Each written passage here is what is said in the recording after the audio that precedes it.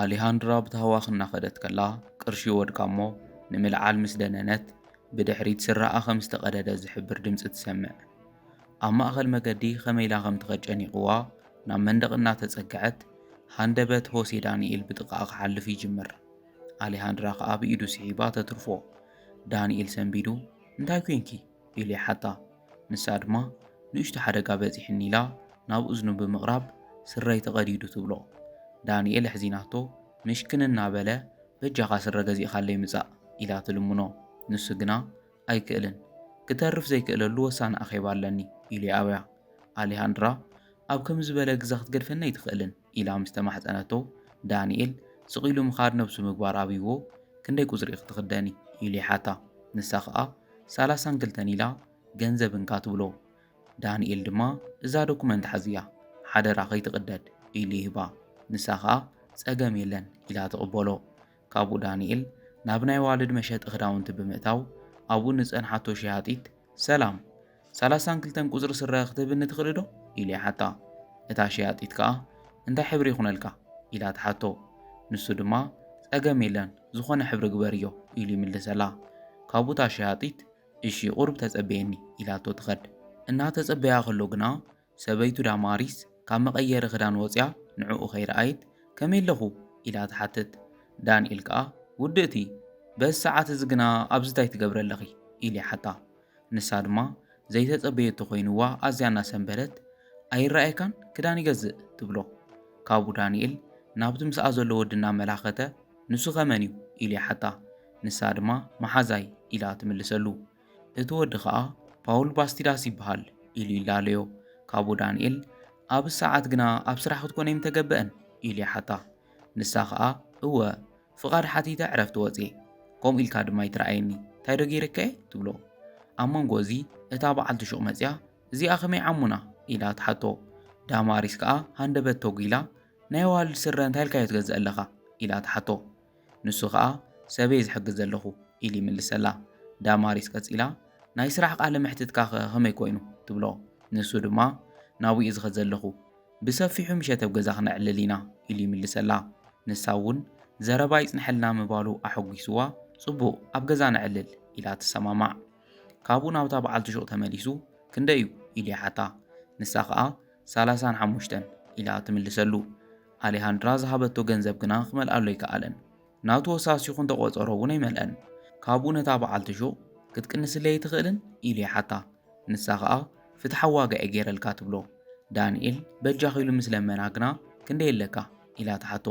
ዳንኤል ከዓ 32 ጥራይን ዘለዋኒ ኢሉ ይምልሰላ። ንሳ ከዓ 3 ቅርሺ ዕዳ ኣለካ ኢላ ትቦ። ዳንኤል ድማ ዘለዎ ኩለን ሂብዋ ይወፅእ። ንሱ ምስ ከደ ፓውሎ ዳማሪስ እንታይ ወሪድኪ እዩ ምስ ዝተመርዓኺ ኢሉ ይሓታ። ንሳ ከዓ ኣብቲ ግዜ ብፍቕሪ ዝተጸለልኩ እዩ መሲልኒ ነይሩ ኢላ ትምልሰሉ። ፓውሎ ስዒቡ ታይዳ ሕጂ ዘይትፋትሕ እዮ ይብላ። ዳማሪስ እንደ ኢላ ትምልስ። ንሱ ከዓ ትፈትውዮ ዶ ኢሉ የፋትጠላ። ዳማሪስ ምናልባሽ ስለዚ የፍቅሮ እየ ዝኾን ኣብዚ ምሳኻ ዘለኹ ኢላ ትምልሰሉ። ብዛዕባ ርክብና ዝፈልጥ ይመስለክ ዶ ኢሉ ምስ ሓተታ ከዓ ብዛዕባ ዝታት ክዕልል ኣይደልን ኢላ ተዓጽዎ። ካብኡ ፓውል ሕጂ ወሳነ ኣኼባ ስለ ዘለኒ ናብኡ ኸደ ናይዚ ክዳን እንኪ ጽባሕ ኸ ንራኸብ ዲና ኢሉ ይሓታ። ንሳ ከዓ ሕራይ ንራኸብ ኢላ ትምልሰሉ። ፓውል ክስዕማ ክብል ግና ኣብ ዘይኸውንን ትብሎ። ንሱ ከዓ በልቻው ኢልዋ ይወፅእ። ብኻልእ ገጽ ኣሌሃንድራ ንዳንኤል እናተጸበየቶ ጸሓፊታ ደው ኢላ ሓለቓ ኸመይ ውዒልኪ 3 ሰዓት ድሕሪ ፋዱስ ምስ መሻርክቲ ኣኼባ ከም ዘለኪ ኸዝኻ ክረኪለ እየ ደው ኢለ ብተወሳኺ ሕጂ ከዓ ኢላ ክትዛረብ ክትብል ነቲ ናይ ሰራሕተኛታት ቃለ ምሕትት እንተኾይኑ ዘርክበ ይመስለንን ዝሓሸ ድሕረ ባይታ ዘለዎ ርኢኺ ባዕልኺ ምረፂ ኢላ ትእዝዛ። እታ ጸሓፊት ቅድሚ ሕጂ ከምኡ ጌራ ስለ ዘይትፈልጥ እናገረማ ርግፀኛ ዲኻ ሓለቓ ድምፂ እውን ዝተረበሽኪ ኢኽ ትመስሊ ደሓነ ይኮንክ እንዲኺ ኢላ ትሓታ። ኣሌሃንድራ ከዓ ኣይተዋሪደልክ እንዴ ስረየ ማእኸል ጽርግያ ተቐዲዱ ኢላ ትምልሰላ። እታ ጸሓፊት ክመፀክ ትደሊ ዲኺ ኢላ ትሓታ። ንሳ ከዓ ጸገም የለን ስቒልክ ዝበለጸ ሰራሕተኛ ምረፂ ብዝተኸኣለ ቀልጢፍና ሰራሕተኛ ክንቆፅር ኣለና ትብላ። እታ ጸሓፊት እሺ ሓለቓ ኢላ ቴሌፎና ተዓፁ። ብዙሕ ከይጸንሐ ዳንኤል እቲ ስራሕ ሒዝላ ይመጽእ። ንሳ ከዓ የቐኒየለ ኢላ ትቕበሎ። ዳንኤል ድማ ዶኩመንተይ ዶ ክትህብኒ ኢሉ ይሓታ። ኣሌሃንድራ በጃኻ ሓንሳ እስካዕ ዝልውጥ ክትሽፍነለይ ትኽእልን ኢላ ተሓቶ። ንሱ ከዓ ንምንታይ ኣብቲ ተኽሊ ተሓቢእኺ ዘይትቕይሪ ኢሉ ይሓታ። ንሳ ድማ ኣይክእልን ሰብ ክመጽእ እዩ ኣብዚ ኮንካ ትርእየለይ እንድሕር ኮንካ ኢላ ትልምኖ። ዳንኤል ግና ይቕሬት ኣይክእልን ወሳኒ ስራሕ ኣለኒ ሕጂ ኣብኡ ክበጽሕ ኣለኒ ኢሉ ይኣብያ። ንሳ ከዓ በጃኻ ዋላ ክኸፍለካ እየ ትብሎ። ንሱ ድማ ናይ ገንዘብ ኣይኮነን ናይ ስራሕ ኣኼባ ስለ ዘለኒ እዩ ይብላ። ኣሌሃንድራ ግና ተስፋ ከይቆረጸት በጃኻ ሓፍቲ ይብልካ እንድዩ ኢላ ትልምኖ። ብድሕሪኡ ዳንኤል እሺ ቐልጥፍ ኢሉ ዝመጽእ ሰብ ክርእየላ ገጹ ይልውጥ። ኣሌሃንድራ ስረ ለዊጣ ምስ ተመለሰት የቐኒለይ ትብሎ። ዳንኤል ከዓ በለ ሕጂ እቲ ዶኩመንት ሃብኒ ኢሉ ይሓታ። ምስ ሃበቶ የቐነሊልዋ ክጎይ ይጅምር። ኣሌሃንድራ ከይተላለያ ምኻዱ ቀሪልዋ ተናኣሰ ስምካ ንገረኒ ኢላ ተሓቶ። ንሱ ከዓ እናኸደ ሆሴ ዳንኤል ሂሜነስ ይበሃል ኢሉ ይምልሰላ።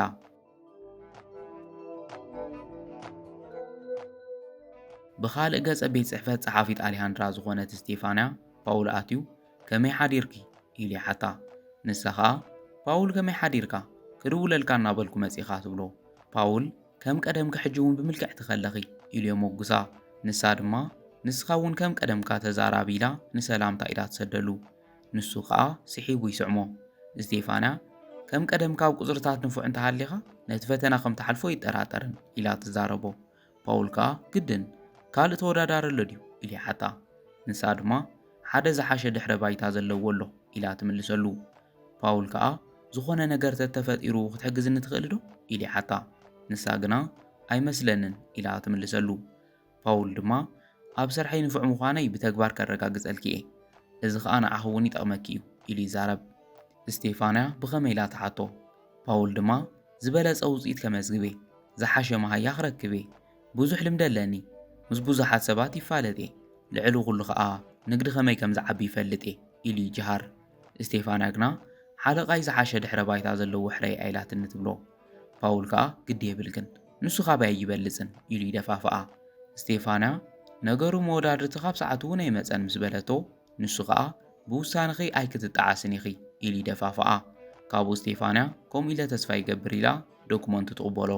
ብድሕሪኡ ሓለቓ ምስ መፀት ከላለይከ እየ ከይተሕፍረኒ ኢላ ተጠንቅቆ። ንሱ ድማ እመንን ኢሉ ክፍርም ወረቐት ይቕበላ። ኣብ መንጎ ዝግና ዳንኤል መፅኡ ከመይ ሓዲርኩም ነቲ ናይ ስራሕ ቃለ ምሕትት መፅእ ይብሎም። ስቴፋንያ ሰዓታ ብምርኣይ 15 ደቓይቕ ዘንጊዕኻ ኢላ ትዛረቦ። ዳንኤል ድማ ይፈልጥ እየ ኣብ መገዲ ንእሽቶ ሓደጋ ስለ ዝበፅሐኒ እዩ ይቕሬታ ይብላ። ንሳ ከዓ ሕጂ ሰብ መሪፅና ወዲና ኢና ኢላ ተፍልጦ።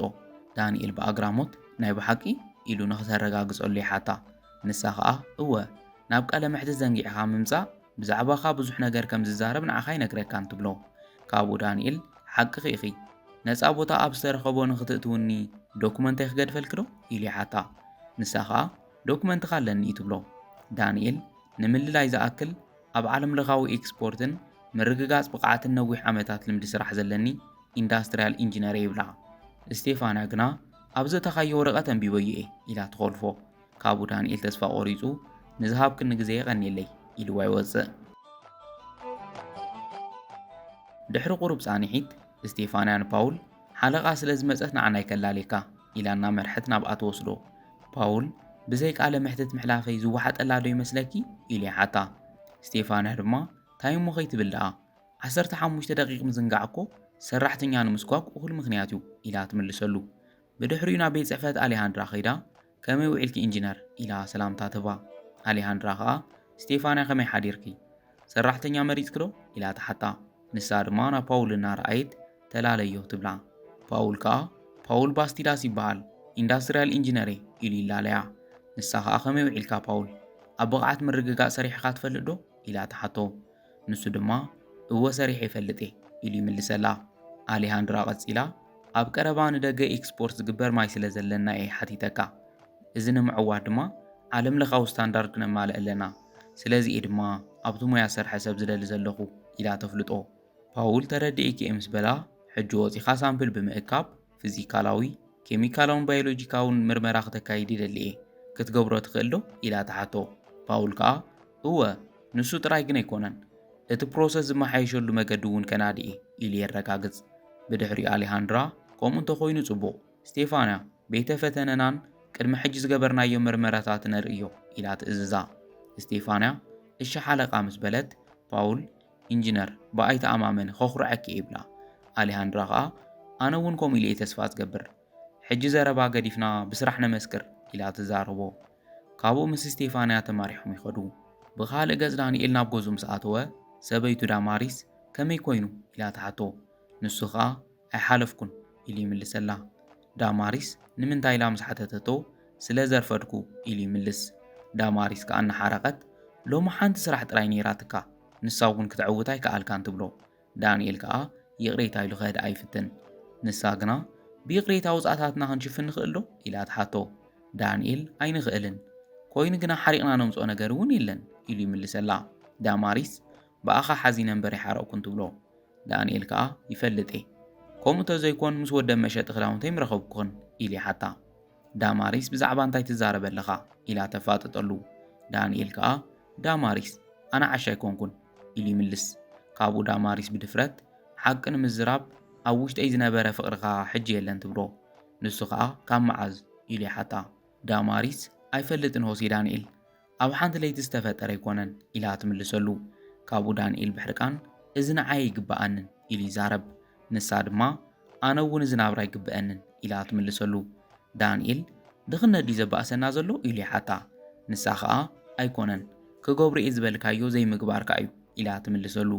ኣብ መጨረሽታ ዳንኤል ጽቡቕ ብዛዕባ እዚ ልዕሊ እዚ ክዛረብ ኣይደልን ብውሳነ ክሕጉስቲ ከም ዝኾንክ ተስፋ ይገብር ንዝሃብክን ንግዘኻ ኣይቐኒለይ ኢልዋ ክወፅእ ይብል። ዳማሪስ ከዓ እናገረማ ጽናሕ ከምዚ ኢልና ክንፈላለ ይብልናን ትብሎ። ዳንኤል ከዓ ናተይ ናትክን ጉዳይ ኣብቂዕ እዩ ኢልዋ ይወፅእ። ብኻልእ ገጽ ፓውል ሓለቑ ዝሓተተቶ ስራሕ ከመይ ከም ዝጅመር ጨኒቕዎ ኣብ ኤኣይ ክርኢ ይጅምር። ኮይኑ ግና ኩሉ ነገር ድንግርግር ኢልዎ ክርድኦ ኣይከኣለን። ኣብ መንጎ እስጢፋንያ ደው ኢላ ትውድእ ዶ ኣለኻ ኢላ ትሓቶ። ንሱ ከዓ እወ ኢሉ ይምልሰላ። ካብኡ ቀፂላ ንፉዕ ኩሉ ነገር ንጽባሕ ድልው ጌርካ ኣብ ስራሕ ምቕጻልካ ኣረጋግጽ ኢላ ትመኽሮ። ንሱ ከዓ ኣይትጠራጠሪ ንጽባሕ ኩሉ ነገር ድልው ክኾን እዩ ኢልዋ ናብ ስርሑ ይምለስ። ንጽባሐይቱ ዳንኤል ህይወቱ ትርጉም ሲኢንላ እናተጨነቐ ኣሌሃንድራ ብማኪና እናሓለፈት ትሪኦ እሞ ካብ ማኪና ወሪዳ ብዙሕ ደልየ ክረኽበካ ኣይከኣልኩን ትብሎ። ዳንኤል ብኣግራሞት ንዓይ ኢሉ ይሓታ። ንሳ ከዓ እወ እንታይ ኮንካ ኢኻ ኸ ካብ ሓያለ ቦብላ ንፋስ ዝተረፍካ ኢኻ ትመስል ኢላ ትሓቶ። ዳንኤል ድማ ኣይተጋገኽን ኣብ ህይወተይ ከምሎም ዝበለ ቦብላ ገጢምነ ይፈልጥን ኢሉ ይምልስ። ኣሌሃንድራ ፍትወትካ ኣለኒ ዝሕግዘካ ነገር ኣሎ ድዩ ኢላ ትሓቶ። ዳንኤል ከዓ እናመረሮ ስራሕ ድለይለይ ኢሉ ይሓታ። ብድሕሪኡ ኣሌሃንድራ እሺ ክሕግዘካ እየ ናብ ሞይኩ ኤክስፖርትስ ከይድካ ንጸሓፊተይ ኣነ ከም ዝሰደድኩኻ ንገራ ስራሕ ክትህበካ እያ ኢላ ተበስሮ። ዳንኤል የቐኒለ ኢሉ የመስግና። ንሳ ከዓ ትኸዲኻ ኢላ ትሓቶ። ዳንኤል ድማ ህወ ኣብ ዘልየኒ ሰዓት እየ ክስራሕ ይዝግለይ መጺኺ ኢሉ ደጊሙ የመስግና። ንሳ ከዓ ኣጆኻ ኣይትጨነቕ ከምኡ ኢሉ ዝነብር ጸገም የለን ኩሉ ነገር ሓላፋ ኢላ ትመኽሮሞ። ኣነ ሕጂ ኣኼባ ስለ ዘለኒ ክገድፈካ እየ ኣብ ስራሕ ንራኸብ ኢላ ትሰናበቶ። ዳንኤል ከዓ ይቕሬታ ስምኪ ግና ይሓዝክዎን ኢሉ ስማ ይሓታ። ንሳ ድማ ኣሌሃንድራ ይበሃል ኢላቶ ትኸድ። ካብኡ ናብ እስጢፋንያ ብምድዋል እስጢፋንያ ሓደ ወዲ ክመፀኪ እዩ ስራሕ ክትህብዮ ይደሊ እየ ትብላ። እስጢፋንያ ኣብ ምንታይ ከእትዎ ኢላ ትሓታ። ኣሌሃንድራ ከዓ ክፍቲ ቦታ ኣብ ዘለዎ እትውዮ ኢላ ትምልሰላ። እስጢፋንያ ግን እኮ ክፍቲ ስራሕ ይብልናን ኢላ ትዛረብ። ኣሌሃንድራ ከዓ በጃኺ ዝኾነ ፍጠርሉ ኢላ ትሓታ። እስጢፋንያ እሺ ክደሊ ኢላ ምስ መለሰት ንሳ ከዓ ድሕሪ ፋዱስ ክመጽእ ቻው ትብላ። ብድሕሪኡ እስጢፋንያ ቴሌፎን እናዕለለት ዳንኤል ናብ ቤት ጽሕፈታ ይኣቱ። እስጢፋንያ ምምጽኡ እናግረመላ ደጊምካ መጺኻ ኢላ ትሓቶ። ንሱ ከዓ እወ ኢንጂነር ኣሌሃንድራ ኣልኢኻትኒ ይብላ። እስጢፋንያ እናግረመላ እቲ ስራሕ ዝደሊ ንስኻ ዲኻ ኢላ ትሓቶ። እወ ምስ በላ ድማ ንኢንዳስትርያል ኢንጂነር ዝኾን ስራሕ እኳ የብልናን ኢላ ትምልሰሉ። ዳንኤል ንሱ ይፈልጥ እየ ስራሕ ሃቡን እምበር ዝተኣዘዝኮ ክሰርሕ ድልው እየ ኢሉ ይምልስ። ብድሕሪኡ እስጢፋንያ ሓላው እናደለና ኢና ነርና ከማኻ ዝበለ ዓብ ስራሕትታት ዝሰርሐ ሰብ ግን ኣብዚ ከኣቱ ይደሊ ኢለ ይግምትን ትብሎ። ዳንኤል ቁሩብ ክሓስብ ድሕሪ ምጽናሕ ጸገም የለን ክሰርሕ ይብላ። እስጢፋንያ ሕራይ ምባሉ እናግረመላ ርግጸኛ ዲኻ ኢላ ትሓቶ። ዳንኤል ከዓ ካብ ዘለኽዎ ኩነታት ንምዕራፍ ዝኾነ ይኹን ናብ ስራሕ ክምለሰለኒ ይብላ። ንሳ ከዓ ተረዲእኒ ስለዚ ካብ ሎም ክጅምር ትኽእል ኢኻ ኢላ ኮምፕላሴኑ ትህቦ። ንሱ ከዓ ተቐቢልዋ ይኸድ ስቴፋንያ ድማ ዶክመንቱ ተቐቢላ ክተንብብ ትጅምር ብድሕሪ ስቴፋንያ ናብ ፓውል ብምኻድ እታ ሪፖርት ተዳሊኻያ ዶ ኢላ ተሓቶ ፓውል እወ ኢሉ ይምልሰላ ንሳ ከዓ ዋላ ሓንቲ ጎደሎ ክርከቦ የብሉን ኢላ ተጠንቅቆ ፓውል ዘራርባ ኣናግረመሉ እስካ ክንድስ ዘፍርሐክ ዘሎ ነገር ግን እንታይ እዩ ኢሉ ይሓታ ንሳ ከዓ ምኽንያቱ ንስኻ ብቑዕ ተዘይኮንካ እቲ መወዳደርትኻ ክቆፅሮ ክግደድ እየ ትብሎ ፓውል ብኣግራሞት ከመይ ከምኡ ትገብሪ ኢሉ ይሓታ ንሳ ከዓ ሕጂ ቦታ ስለ ዘይረኸብኩሉ ዋርድያ እየ ገይረዮ ኢላ ትምልሰሉ ፓውል ከመይ ከምኡ ኮይኑ ኢሉ ብኣግራሞት ይሓትት ንሳ ድማ ኣነ ዋላ ሓንቲ ኣይፈልጥን ሓለቓያ ንክቆፅሮ ኣዚዛትኒ ስለዚ ስራሕኻ ብዝተኸኣለ ኣበር ኣልቦ ክኾነ ኣለዎ ትብሎ ንሱ ድማ ዝኾነ ፀገም ዝርከቦ ይመስለንን እናበለ ኣሌሃንድራ ከመይ ውዒልኩም ኢላ ተኣቱ ንሶም ድማ ከመይ ውዒልኪ ኢንጂነር ኢሎም ይቕበልዋ ኣሌሃንድራ ቀፂላ ስቴፋንያ እቲ ዝበልኩ ክወዲ መፂዶ ኢላ ተሓትት ስቴፋንያ እወ መፂኡ ምስ በለታ ከዓ ጽቡቕ ኣብ ምንታይ ደኣ እቲኽዮ ኢላ ተሓታ ስቴፋንያ ካልእ ክረክብ ስለ ዘይከኣልኩ ዋርድያ እየ ገይረዮ ኢላ ትምልስ ካብ ኣሌሃንድራ ፀኒሐ ከዘራርቦ እየ ብምባል ናብ ፓውል ተመሊሳ ፓውል እቲ ሪፖርት ወዲኻ ዶ ኢላ ተሓቶ ንሱ ድማ እወ ኢሉ ይህባ ካብኡ ኣሌሃንድራ ብስርሑ እናሓረቐት ይቕሬታ ግን ከዓ እዚ ሪፖርት ብዛዕባ ኢነርጂ መስተታት እዩ ዝገልጽ ከም ዝፍለጥ ንሕና ከዓ ማኢና ክንሰድ ንደሊ ኢላ ተወቕሶ ብምኽጻል ካብ ኤኣይ ከም ዝተወሰደ ዝገልጽ ጽሑፍ ስለ ዝረኣየ ትናገረማ ባዕልኻ ሰሪሕካዮ ወይስ ካብ ቻት ጂፒቲ ኢኻ ቀዲሕካዮ ኢላ ተሓቶ ንሱ ከዓ እመንኒ ኢንጂነር ባዕለ እየ ሰሪሐዮ ኢሉ ይምልስ ኣሌሃንድራ ግና ኣይተሓሱ ምድምሳስ ዝረሳዕካዮ ጽሑፍ ኣሎ ኢላ ተፋጥጠሉ ካብኡ ፓውል ዝብሎ ጠፊእዎ እመንኒ ባዕለ እየ ሰሪሐዮ ንምርግጋጽ ጥራይ እየ ተጠቂመ ኢሉ ይምልሰላ ኣሌሃንድራ ብቕልጡፍ ደጊምካ ሰሪሕካ ሃበኒ ትብሎ ንሱ ከዓ እሺ ኢሉ ይቕበላ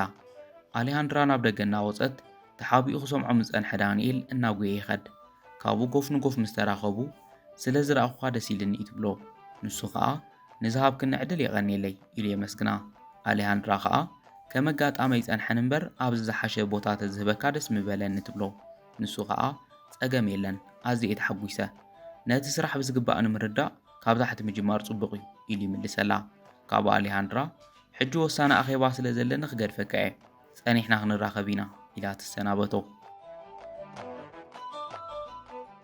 ብድሕሪኡ ዳንኤል ናብ እኒ ስቴፋንያ ምስ ኣተወ ስቴፋንያ ብሕርቃን ኣብዚ እንታይ ትገብር ኣለኻ ናብ መኻዚኖ ኸይድካ ምፅዓን ሓግዞም ኢላ ትእዝዞ ዳንኤል ድማ እሺ ኢልዋ ይኸድ ካብኡ ስቴፋንያ ናብ ፓውል ብምምላስ ልምዲ ኣለኒ እንዶ ይበልካንን ኢላ ተሓቶ ንሱ ከዓ እወ ካልእ ወረቐት ወይ ድማ ናይ ጽሑፍ ጌጋ እዩ ዝኾን ኢሉ የመኽኒ ስቴፋንያ ከዓ ብሕርቃን ብቕልጡፍ ደጊምካ ስርሓዮ ብሰንኪኻ ስርሐ ብሓደጋ ከኣቶ ኣይደልን ኢላ ተጠንቅቆ ንሱ ድማ እሺ ኢልዋ ይኸድ ብድሕሪኡ ዳማሪስ ናብ ፓውል ትድውለሉ እሞ ምስ ኣልዓላ ሰላም ፓውል ሕጂ ክተዛርበኒ ትኽእል ዶ ኢላ ተሓቶ ንሱ ከዓ እንታይ ተፈጢሩ ኢሉ ይሓታ ዳማሪስ ድማ ምስ ወሲ ዳንኤል ይፋታሕ ኣለኹ ኢላ ተፍልጦ ፓውል እናተሓጐሰ ኣብ መጠረሽታ ጽቡቕ ውሳነ ወሲንኪ ኢሉ ውሳነ ኣየድንቐላ ዳማሪስ ድማ እወ ሕጂ ግና ፀንሓሉ ቦታ የድልየኒ እዩ ትብሎ ፓውል ምሳይ ክትኮነ ይትኽእልን ገዛይ ኣዝያ ጸባብያ ኢሉ ይምልሰላ ዳማሪስ ድማ እናሓረቐት ንሓዋሩ ምሳይ ክትኮን ትደሊ ዶ ይትደልን ግልጽ ንገረኒ